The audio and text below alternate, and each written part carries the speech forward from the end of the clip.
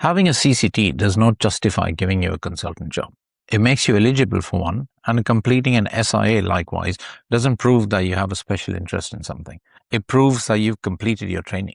So what actually makes the panel choose you? I recently spoke to someone who had just been appointed as a clinical director, and his interview demonstrated something I think a lot of consultant candidates miss. He didn't just tell the panel what he'd done in his career.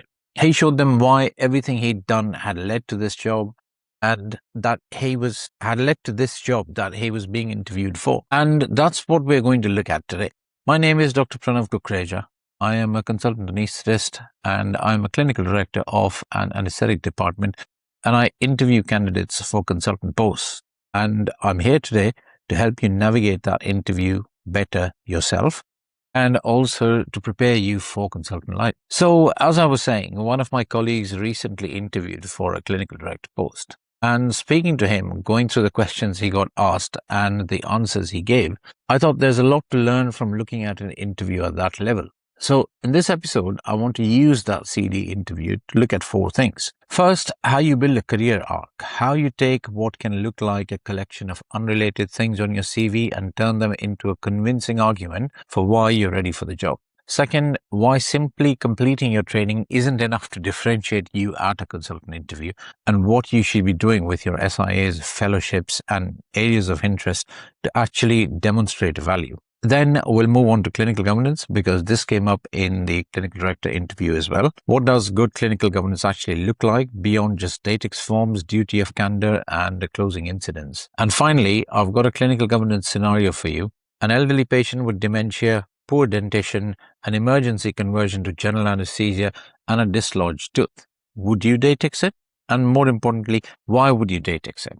Let's start with the career arc building. Now, although this was a clinical director interview, I think there is really an important lesson here for anyone preparing for a consultant interview. There is a fundamental difference between saying, I've done everything that is expected of me, and saying, my career so far has prepared me for this particular job. They're not the same thing. And I think understanding the difference can completely change the way you approach an interview. One of the first questions in this clinical director interview was essentially, why this job?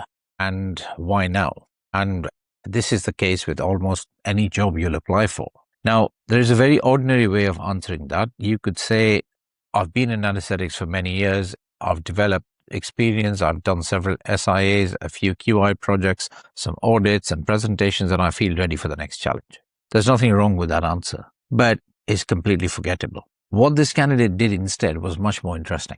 He effectively took the panel through the story of his career. He had started with education, more like an educator than in education himself. So he started as an educator. He had organized courses. These courses became larger and more complex. He had then taken on rota responsibilities within the department, which meant dealing with staffing, competing demands, limited resources, and the realities of running a clinical service. And then he became involved in a trust-wide IT implementation project. And that meant understanding how different departments worked, how systems interacted, how change affected staff, and particularly how theaters functioned as part of the wider organization. And suddenly, all of these things that could have looked like completely separate entries on a CV became connected.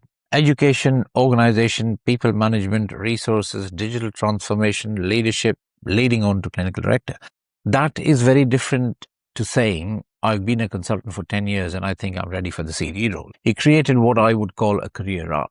Now, looking backwards, his previous choices appeared to naturally lead towards the job he was now applying for. And I think this is something consultant interview candidates often miss. CCT isn't the argument.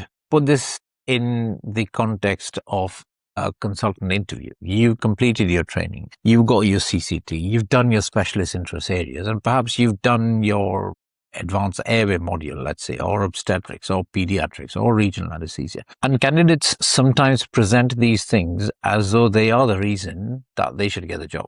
But everyone applying for the job has broadly met these requirements or similar requirements. And that's why they are sat in the interview. They've been shortlisted. So saying that I completed my pediatric SIA doesn't really differentiate you. The more interesting question is, what did you do because you were interested in pediatrics? Did you recognize a problem? Did you do something about that problem? Did you audit your practice? Did you introduce a checklist? Did you improve a pathway? Did you make something safer?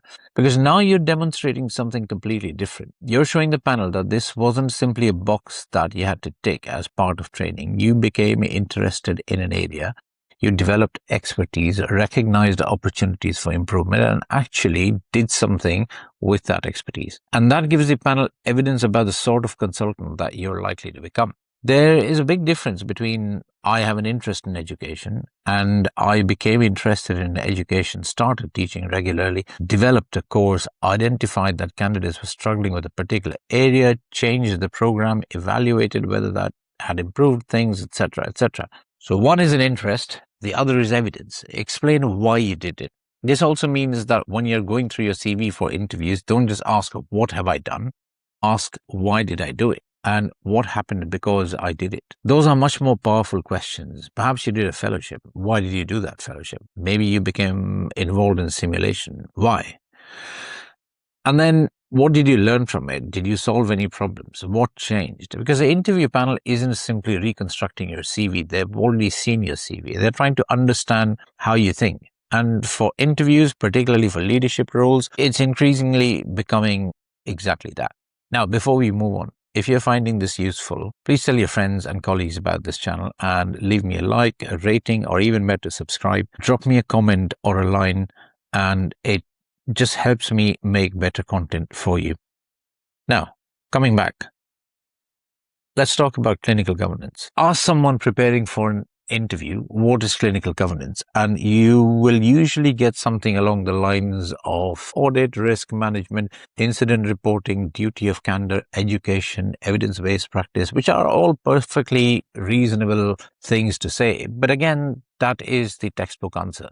The more interesting question is, what is governance actually trying to achieve? For me, governance is fundamentally about accountability and learning. It's the system through which an organization understands what's happening on the shop floor, particularly when things don't go as expected, and it decides what it needs to do differently. Incident reporting, yes, it's a part of that. Duty of candor is also a part of that. Investigation is a part of that. But none of these things by themselves are governance. And there's a danger that governance turns into something much more bureaucratic, which unfortunately it often does. How many incidents are open? How quickly are they being closed? Have we completed the action plan? Has somebody filled in the boxes? And the danger is that closing incidents becomes the objective rather than learning from it. Closing incidents, for example, this is an example of how it becomes bureaucratic. It isn't the same as improving safety. Imagine a department suddenly has 20 incidents relating to the same problem. You could proudly announce that you've closed all 20. All great. But if incident 21 happens next week, what exactly have you achieved? The important question is, why are we seeing this pattern? Is it equipment? Is it staffing? Is it training, communication, workload? Badly designed processes? Is the same thing happening repeatedly because we're treating every incident as an isolated event rather than recognizing the underlying system?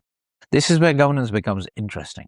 And this, I think, is the level where an interview candidate should be thinking at. Not, I would complete an incident form, but what is the organization supposed to learn from this? So likewise, I've said many times in the past, when they ask you for examples of you made a mistake or things went wrong, try not to end it by saying that I would complete an incident form. Go further than that and think about what is it that can be applied to the wider team's learning and how people in the future, your colleagues in the future, will be prevented from doing the exact same mistakes that you did. Now, there's another part of the problem, which is that for any of this to work, people actually have to report things. And this is where culture comes in. You can have the best incident reporting system in the world, but it's useless if people are frightened of using it.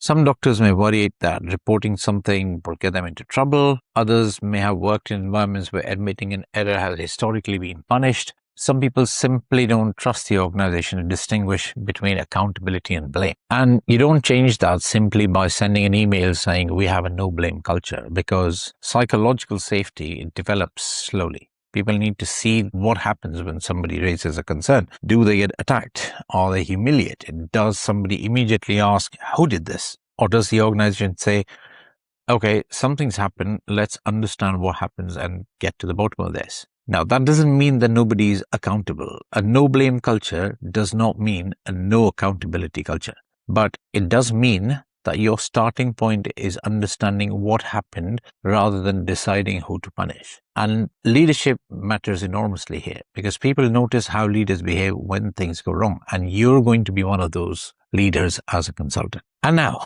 moving on to the truth. Tell me what you think about this. Imagine you get asked in an interview, the elderly patient. This might well be a scenario that you get given, and I've certainly thought of using this scenario. An elderly patient with dementia is having surgery under spinal anesthetic, maybe a broken hip, and they become increasingly agitated, and you decide to convert that into a general anesthetic. Now, they have poor dentition, you know about it, but during airway management, a tooth becomes dislodged. The tooth is recognized, it's secured, it's extracted, the event is documented, but the patient lacks capacity, so you inform the family. Now, here's a question. Would you submit an incident form for this? Now, at first glance, the interview answer seems to be obvious. Yes, why wouldn't you? And in an interview, that may well be where you end up. But the interesting part isn't actually the yes or the no, it's the reasoning, because you could reasonably ask, what exactly are we reporting? So a known complication occurred in a patient with poor dentition during urgent conversion to general anesthesia. It was recognized, it was managed, documented, appropriate people were informed. So what is the governance team going to do with that incident? Is there any actionable learning? What's the legitimate reason for doing it? Because if we report absolutely everything without thinking about why we're reporting it, we risk turning incident systems into enormous databases of events that somebody then has to administratively close. But then there's an equally strong argument the other way around. Dental damage matters. Formal reporting ensures that there is an organizational record of it. And one individual incident may not tell you very much, but 50 such incidents might. Perhaps dental injuries are disproportionately occurring in one area. Perhaps it's to do with a particular type of airway equipment, or there might be a pattern associated with emergency airway management. It could be anything. And the documentation, the pre-op documentation might be inconsistent, but you cannot identify those patterns if the data doesn't exist. So I would probably err on the side of reporting it. But the important part of that interview answer is that everything came before the final decision, because you've demonstrated that you understand both the purpose and limitations of an incident reporting system. And let me make it even more complicated for you. Let's say this patient lacks capacity. So in this situation, with a patient who signed a consent form 4, what do you do about duty of candor? What does that actually look like here? You cannot simply have the usual conversation with the patient and assume that you fulfill your responsibility. Who needs to be informed? How should that discussion be documented? What does meaningful openness look like for somebody who cannot fully understand what has happened? Again, this is where the interview questions become much more interesting, because there may not be a perfect answer. And sometimes I think candidates become uncomfortable when there isn't a comfortable answer, and you might well be pushed to come up with a response. They want the policy, they want the algorithm, they want the sentence that gives them the marks. But clinical practice, as you know, isn't always like that. There are shades of grey sometimes in it. Sometimes you have two reasonable competing principles, and the panel wants to see whether you recognize them. Can you identify the tensions, and can you explain your reasoning through your thinking? And can you make a proportionate decision? Most importantly, can you own that decision? And that's what maturity looks like. And I think this brings us back to the clinical director interview. The candidate wasn't convincing because he'd memorized what a clinical director does. He was convincing because his previous experience demonstrated that he gradually learned to think at the level that the job required. He understood people, the resources, the systems, operational pressures, organizational change, and he could connect those experiences into a coherent exploration of why he was now ready to take on the responsibility for something bigger. And this is exactly what consultant candidates need to do well. The real shift happens when the moment your application stops being a list of achievements or a sequence of training milestones and becomes a coherent narrative, a story of increasing responsibility, a pattern of recognizing problems, engaging with them, and improving systems rather than simply working within those systems, pushing the boundaries a little bit in the right way. And that is what interview panels are really listening for. And if you can deliver something on these lines, you will probably stand out. They're not looking for perfection, not a rehearsed set of statements, but evidence that you think like somebody who's already doing the job, bringing it all together. So whether it's for a consultant post or stepping into a clinical director role, the underlying challenges are largely the same. And that challenge is you're being asked, does this person's past experience logically lead to the responsibilities of this role? And your job is to make that answer obvious, not by exaggerating and inflating your experience, but by connecting the dots clearly and honestly, showing how one thing led to the other. So for example, systems thinking led to governance awareness for you, and how all of that now makes the next step not just desirable, but appropriate. Because when you do that, you're no longer just answering questions in an interview, you're demonstrating readiness for the role itself. And that is ultimately the sort of thing that will lead you to get the job. I hope you found this useful. Please do leave me a like, a rating, please subscribe. And as I've said before, drop me a comment, drop me a line, reach out to me by email me at atracurium@gmail.com. And that will help me make more useful content for you. Take care. Bye-bye.